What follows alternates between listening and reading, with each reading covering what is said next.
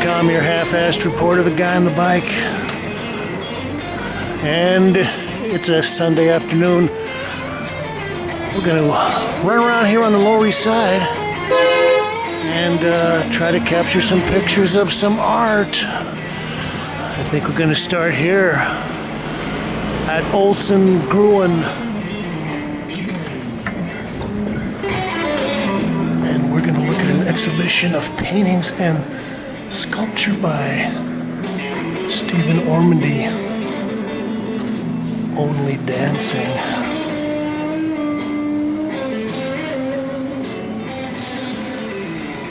Well, I came in Friday night during the opening, and well, they had quite a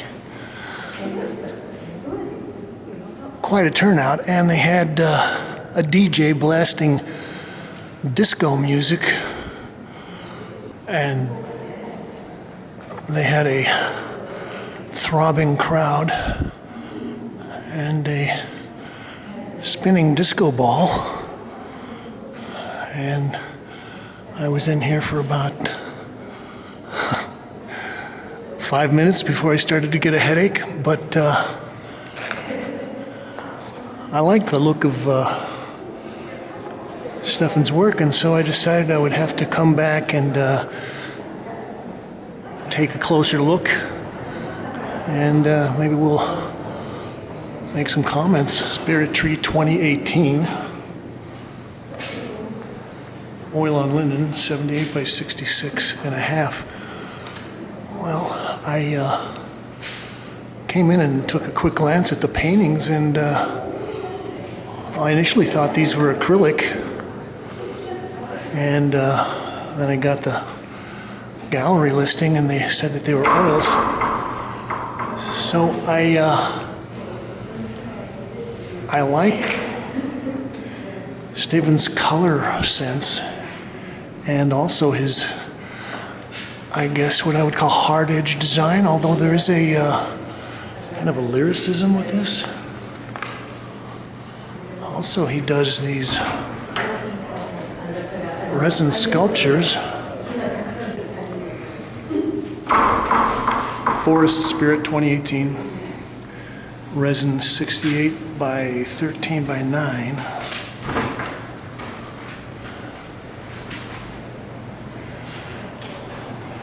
Now, as I look at these, I kind of wonder, are these all cast in layers? I don't know. Well, I'm not going to give you the titles of all of these. We're going to kind of move through here because we've got some things to do today. It's titled Snake, 22 by 18.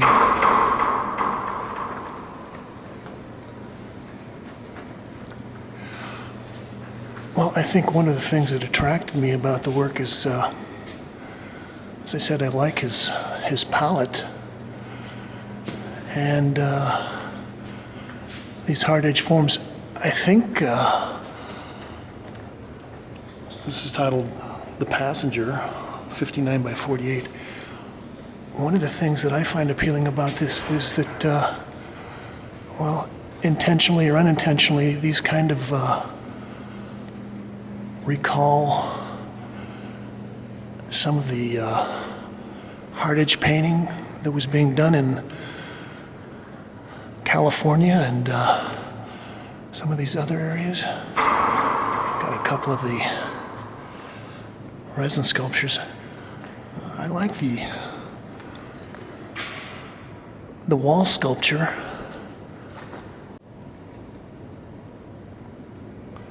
This is titled Arrow. This kind of gap here that it's wrapped around is nice. Gives it a nice kind of shape, and also these peaking arches at the top, kind of Gothic forms.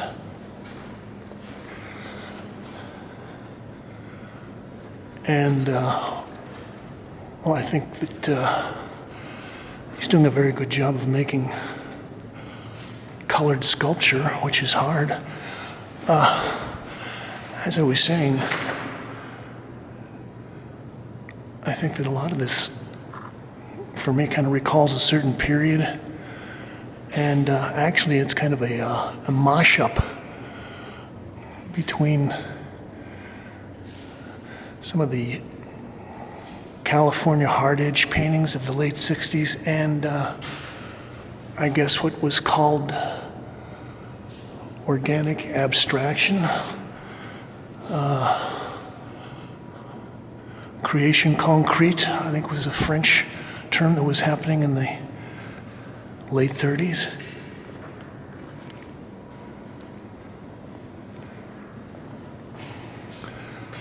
I think this is one of the stronger pieces in the show.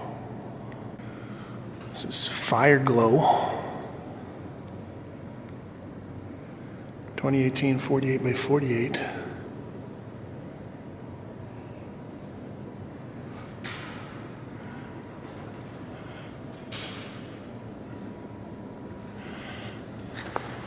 Now, I can see that Stephen's got a very smooth surface here. And in a certain way, I think that helps the flatness of the color.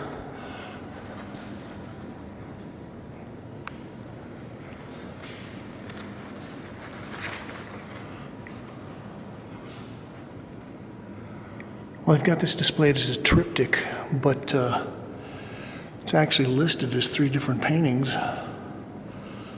Storm King 1, Storm King 2, and Storm King 3.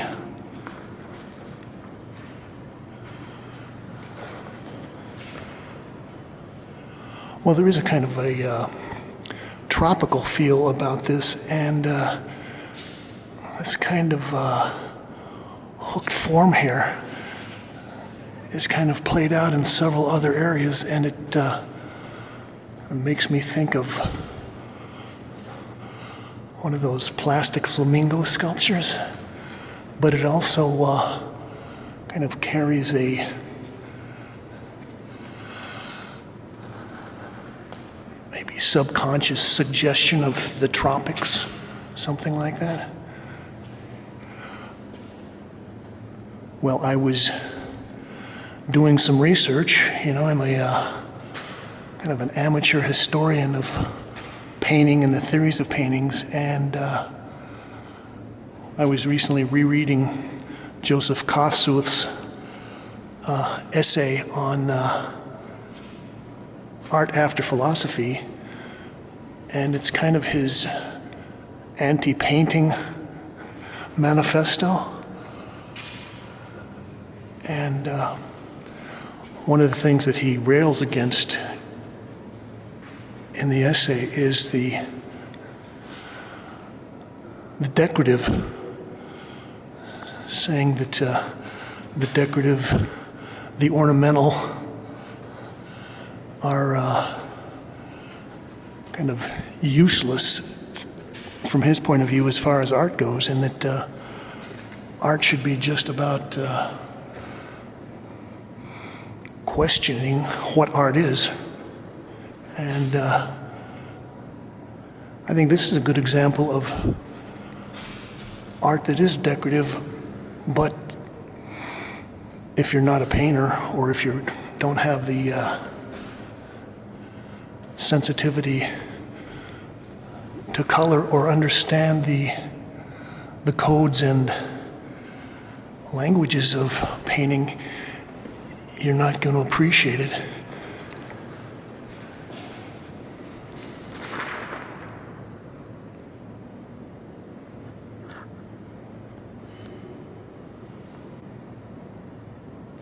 Hermes 2018. This is 59 by 48. I was talking about the palette, so we'll look at this little section here. We've got a like a pale orange semicircular form that's on a little darker orange background, and then right below it we've got kind of a hot pink with a section of lilac in there, and these are all analogous colors, and they're very closely keyed tonally, but I think that it kind of shows you the finely tuned sense that Stephen has with his palette. Also, these big sections of pink. It takes a lot of courage. More of the sculpture, and well, this one's kind of playful. I think this was titled Ash. This is 21 by 13 by 6.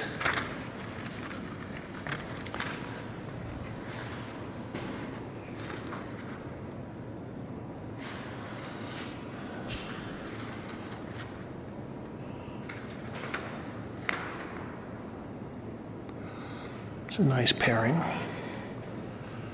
This is Juggler. And again, I was talking about the palette, and one of the things that I think is a witness to his skill is also not only using the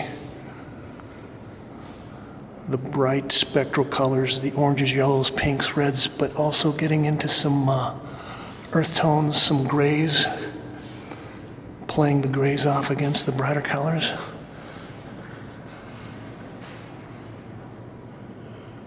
Okay, so we've got 3 shades of blue. We've got kind of a bright cobalt,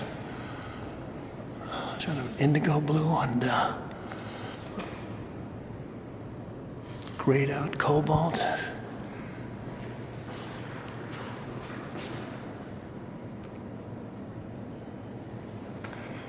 Hot Rod Show. Okay, I like the title.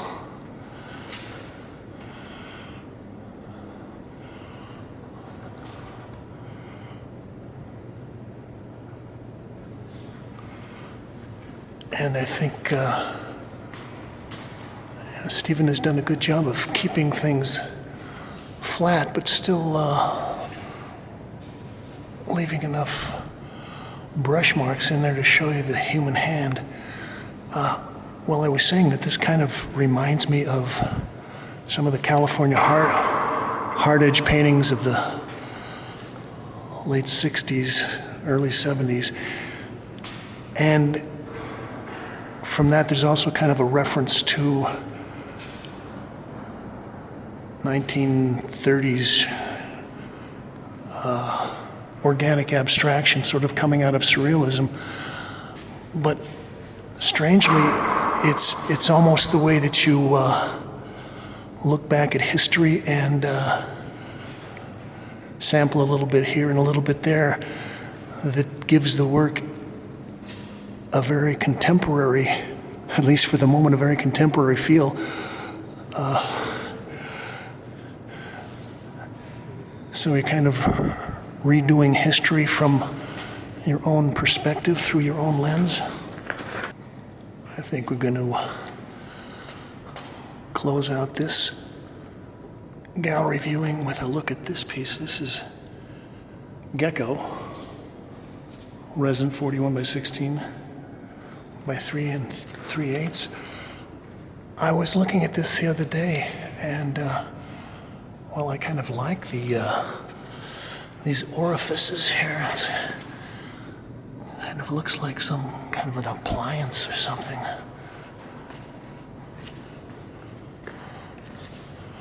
The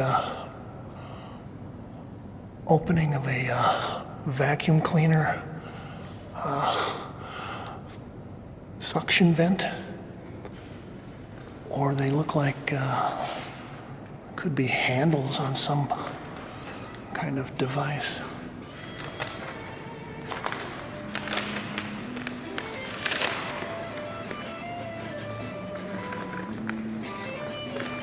This is James Kalm running through Stephen Ormandy, dancing only, here at Olsen Gruin. We're gonna roll on.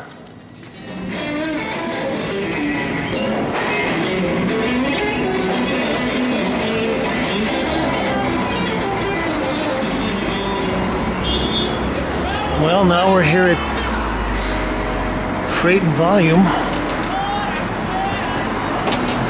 97 Allen Street.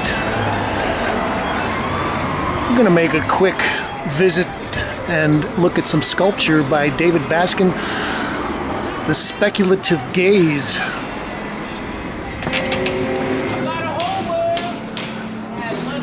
Well, I came in for the opening about 3 weeks ago, and it was packed, so I didn't do any recording then.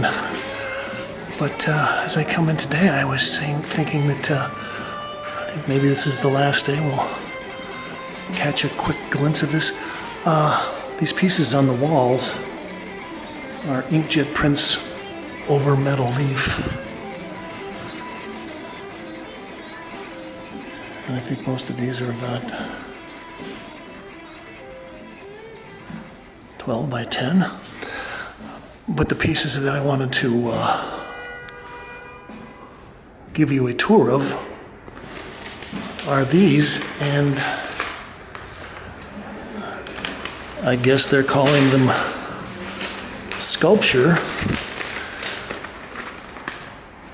but I think in many ways they're more like little collections or assemblages. And this is what we're going to be spending a little more time looking at. This piece is titled Peacock,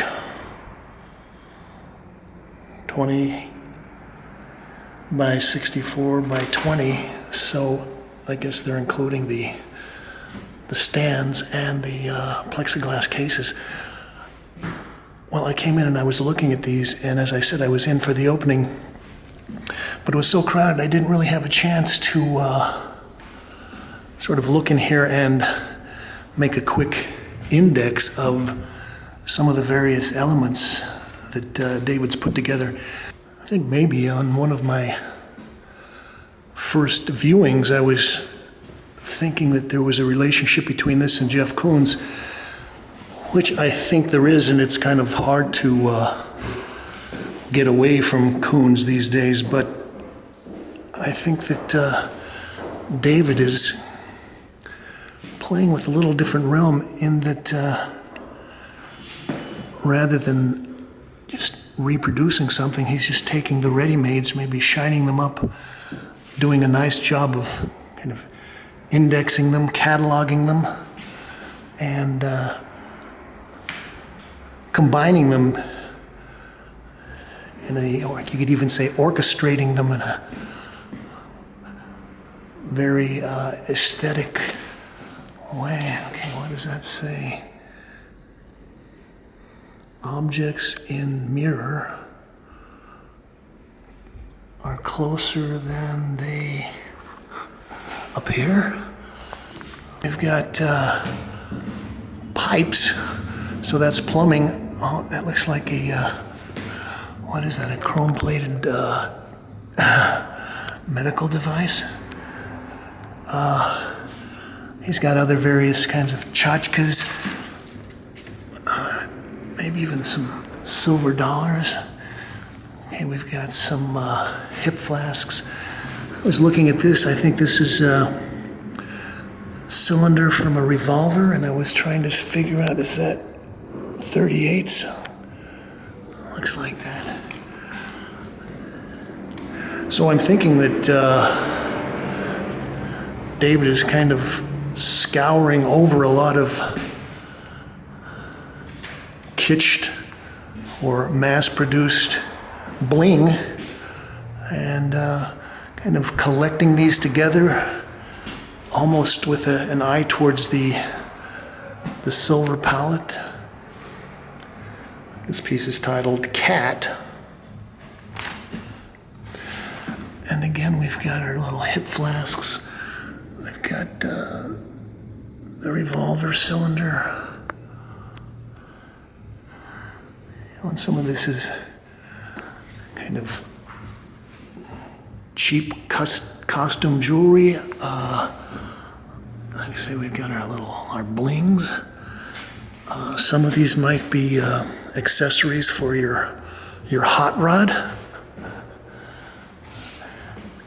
I think David is an interesting artist because in his previous shows, he's also dealt with mass-produced objects, but rather than someone like Warhol, he's dealing with three-dimensional things and also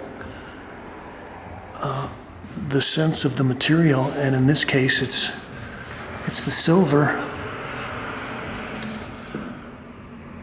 So we've even got some, is that a chafing dish? Something. Bathroom mirrors. Got interesting little keychain things.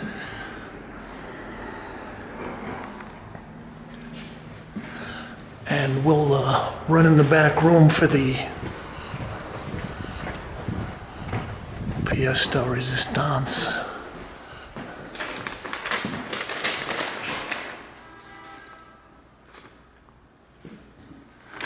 This is titled Vanitas.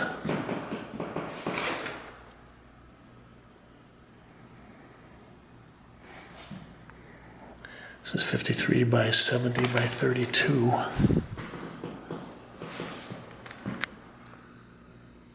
Okay, some of this stuff looks like the radiator cap from a 1932 Bentley. Oh, I've got a little silver trumpet. One of the things that's interesting to think about is whether this is actually metal. I think that little mushroom is glass with a silver glaze on it. That trumpet might be plastic. Okay, we've got a, looks like a femur.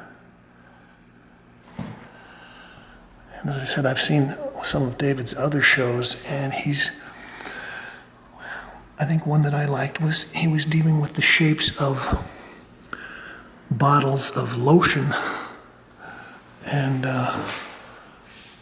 they were cast in resin in various colors, and then he was kind of comparing 4 or 5 of the shapes and kind of looking at the subconscious images and kind of sensual forms that they were using. Okay, so, yeah.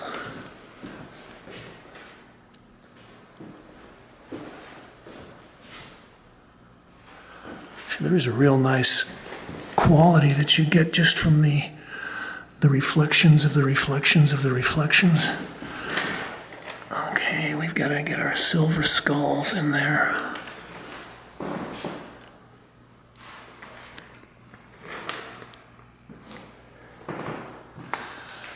And he's also got a series of these cast bronze pieces. So I guess this is Denial. And some large paper pieces. I think these are digital prints with metal leaf, which kind of goes with his theme of the shiny metallics.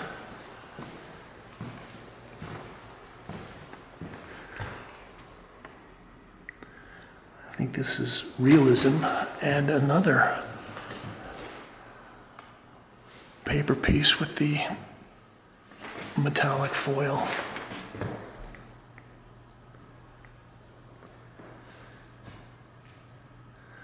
This is titled Transcendence of Value, 2017, 36 by 60. So that was a quick look at David Baskin, The Speculative Gaze, here at Freight+Volume, 97 Allen Street. We're gonna keep moving.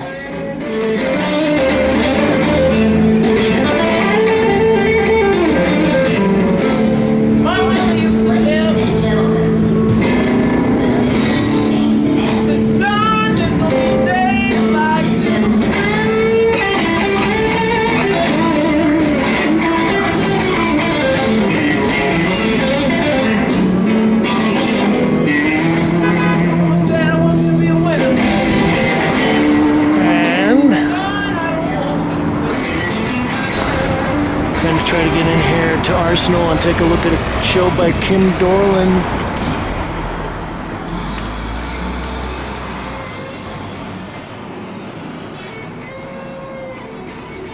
Well, we'll come in and make our initial installation sweep.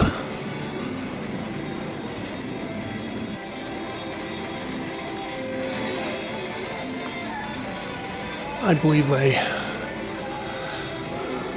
first came across work by Kim, well, probably about 12 or 13 years ago.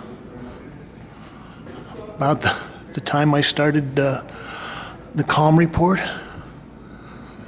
And I think I saw the work originally at some strange little art fair at a snazzy new hotel in Midtown, and he was being represented by a gentleman who's got a great name, Jamie Angel.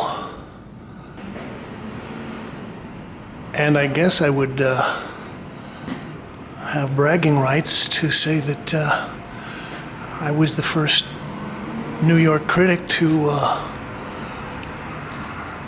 review Kim's work in a hard copy form for the Brooklyn Rail. I may be able to attach that below in the description.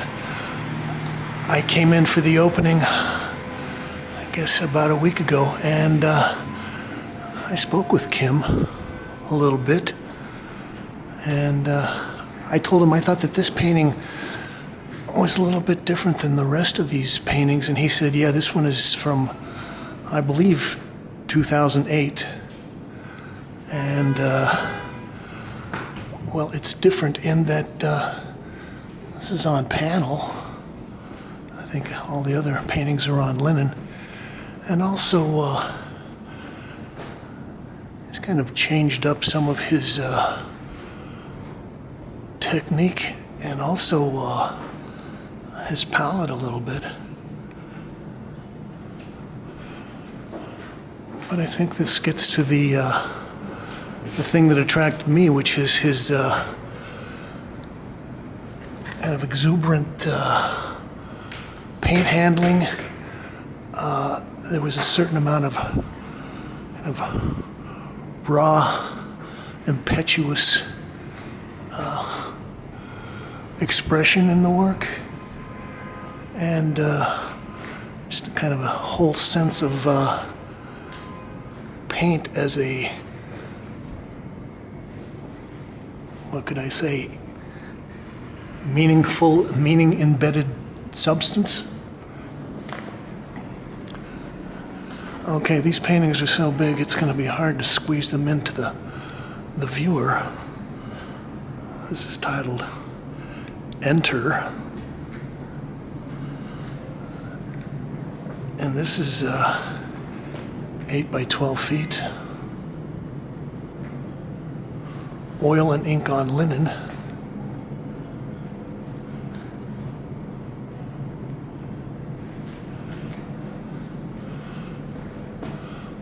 Well, as I said, I was talking to Kim, and I haven't seen him in about 4 years. There is an interview that I did with him. I think it's posted on the James Kalm report, and you can take a look at that. But I was asking him about the changes in style and some of the other things. And, well, he did. He said that, first of all, he was, I guess, approached by the gallery here at the Arsenal sometime before the first of the year. And he told me that he did all these paintings since the first of the year. So, yeah, that's a lot of work. Also, I was amazed that, he's putting a lot of paint on some of these, and well, I was surprised that it would dry at least enough to ship in that time. This is called Nemophile. Well, as you can see, he has kind of got into a more subdued palette.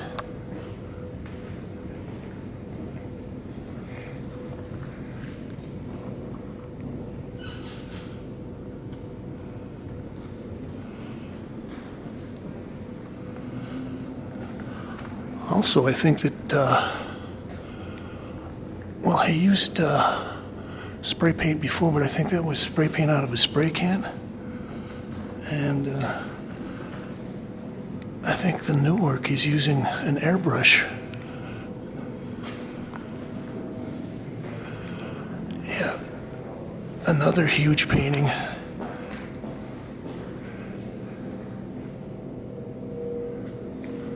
This is titled Shelter.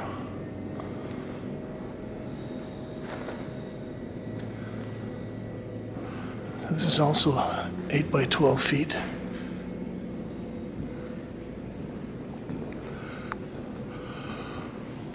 Well, one of the differences that he's made in his technique is that a lot of the work that I initially saw, he was using the fluorescent colors as a ground.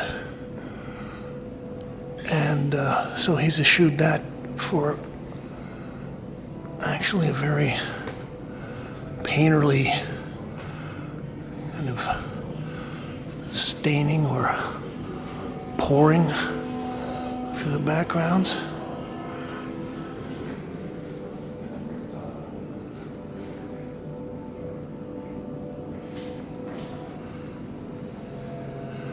This almost makes me think of Pat Steer.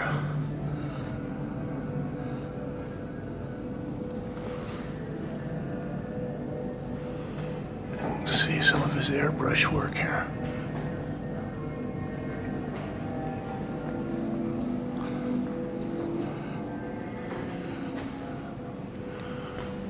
Okay, I hadn't noticed the blackbirds before. That's an interesting little touch.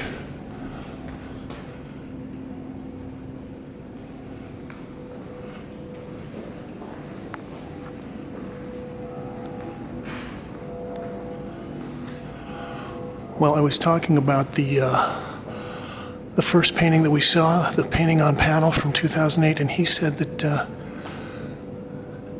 that was kind of the springboard for this whole series. I think came was from somewhere up in Canada, maybe Alberta, someplace up there. And there's kind of an interesting a dichotomy among his images, his juxtapositions of subject matter and intent. Part of it is that, well, so we've got this, it's like a little gathering out in the woods, out in the primordial woods, but even in the boonies, the punk culture has somehow crept in there.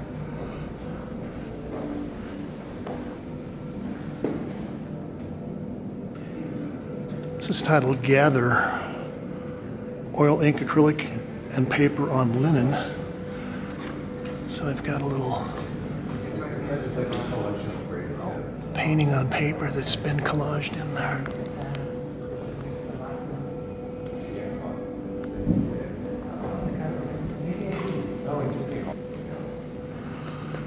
Okay, I guess this is the namesake of the show. Same old future.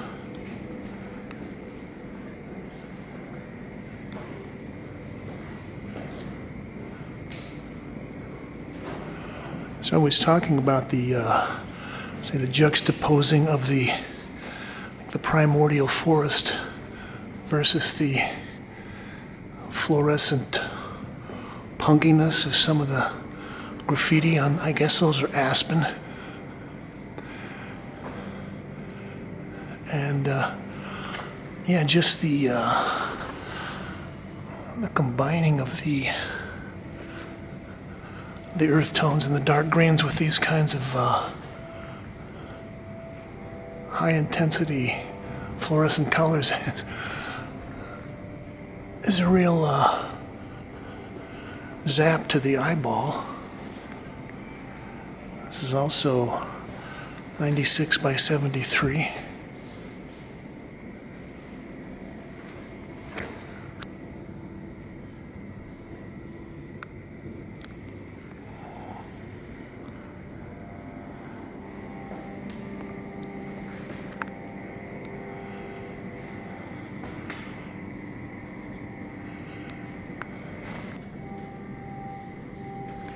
This is titled Lost, 2017, oil on linen.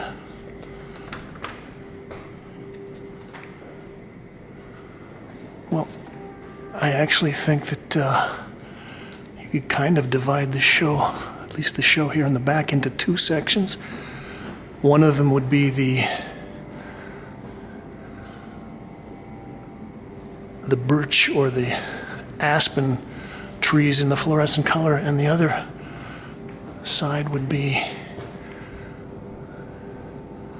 don't know what those are, spruce, pine, hemlock, and they're all in a darker, more subtle palette. Okay, so we've got our strange kid. I don't know, I've been watching, trying to watch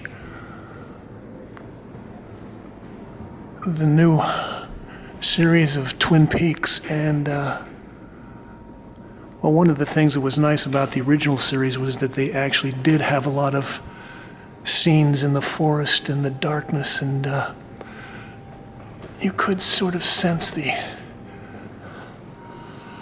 unknown, kind of the mythical darkness of the forest.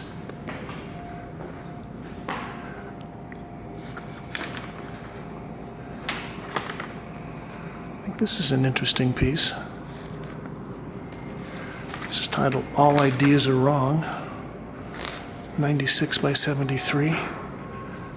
And, well, Kim has limited his palette down to the dark grays, dark blues, maybe some powder grays. And then all he has are these arrows and little accent marks. It's like flags that would mark evidence at a crime scene, maybe. Also, I was talking to Kim and I asked him about the glittery sparkles in some of the new paintings. He says that somebody, whether it's Rembrandt or Selenet, somebody that's making his oil paint has come out with a new color that's called silver, and he loves it. This is called Absorb. One of the other things I was thinking about when I was looking at these paintings initially was that they kind of evoke some of Edvard Munch's paintings,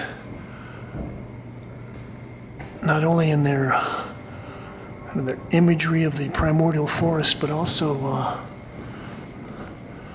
the technique of the kind of thin, dry, stained-in paint surface. Although, like I say, I think one of the things that Kim does is he does a great job of contrasting a real dry surface against a pretty thickly clotted surface. I think this one also made me think of Munch. He did a lot of paintings of these suns setting over the fjord. This is RIPU 2018 oil and ink on linen, 96 by 146. And again, we've got kind of this juxtaposing of the deep, dark, mythical forest. I would say some of these chunks of paint might get to be,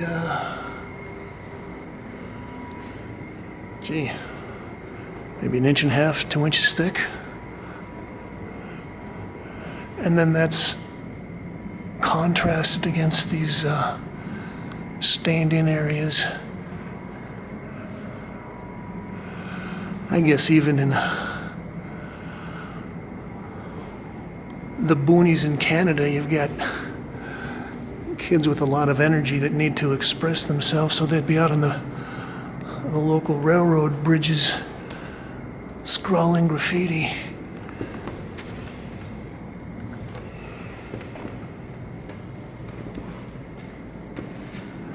Oh, and here the birch trees have turned to a kind of a peppermint green.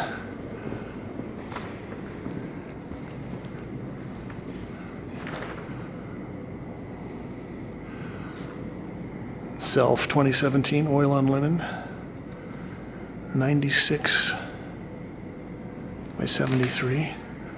Well, Kim didn't have a beard when I talked to him. But then again, that's not the way he would see himself, maybe. This is nice because he's left a lot of this just raw linen and then just used a monochrome palette to create his image. Also, he doesn't have a skull tattooed on his forehead.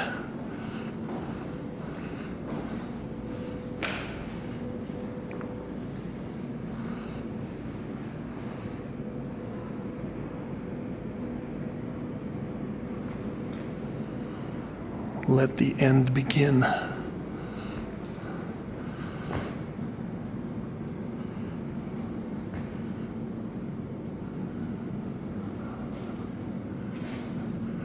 Well, I like this because he's actually using his staining technique to create this central image that's like a floating wraith, some kind of image that's coming out of the swamp gas.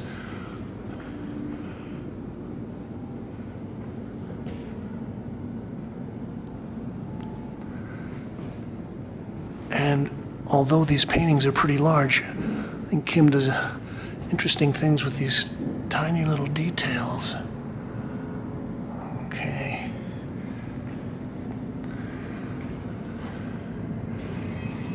And I think these saplings are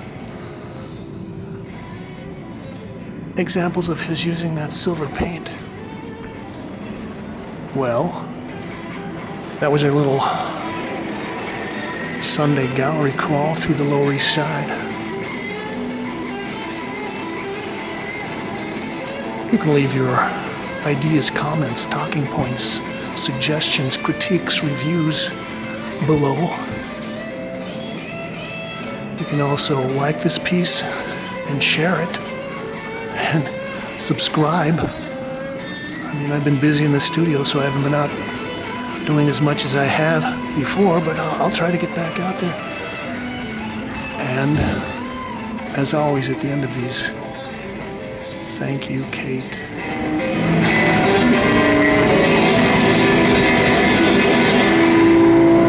Whoa! That was great. The trains are just an accompaniment. Thank you.